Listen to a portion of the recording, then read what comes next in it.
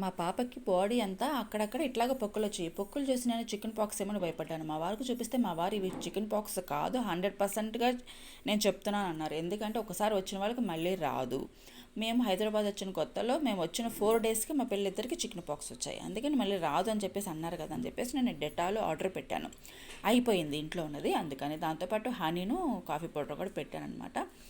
ఈ డెటాల్ ఏం చేస్తానంటే స్నానం చేసేటప్పుడు ఒక బకెట్ వాటర్లో ఒక 4 డ్రాప్స్ వేస్తాను పిల్లలకి. వాళ్ళిద్దరూ స్నానం చేసేటప్పుడు అలా చేస్తారు. బ్యాక్టీరియా అంతా కూడా పోతుంది కదా, మంచిది కదా.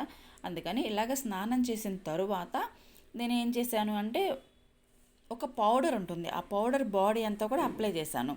అదేంటంటే ఒక 3 డేస్ అప్లై చేశాను. Morning, afternoon, evening. అవి పొక్కులన్నీ మాడిపోయినాయి. అది ఇంపార్టెంట్. Candid powder.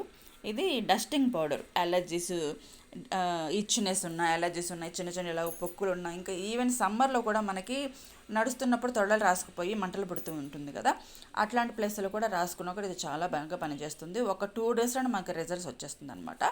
వేరే వేరే మెడికేషన్స్ ఏమీ యూజ్ చేయనక్కర్లేదు. ఇలాగ వాడిన తర్వాత ఇవన్నీ తగ్గిపోయాను కాబట్టి ఇంకా నేను ఇంకేం మెడికేషన్స్కి వెళ్ళలేదు. మా బాబు ఏంటంటే ఈరోజు కబోర్డ్స్ అన్నీ కూడా పేపర్లో మార్చాడు. ఆ కబోర్డ్ మొత్తం తనే పేపర్లో మార్చి మొత్తం కూడా ఆర్గనైజ్ చేశాడు. పని చేస్తే మాత్రం చాలా బాగా పని చేస్తాడు, లేకపోతే చాలా బాగా ఎదురు తిరుగుతాడు అనమాట.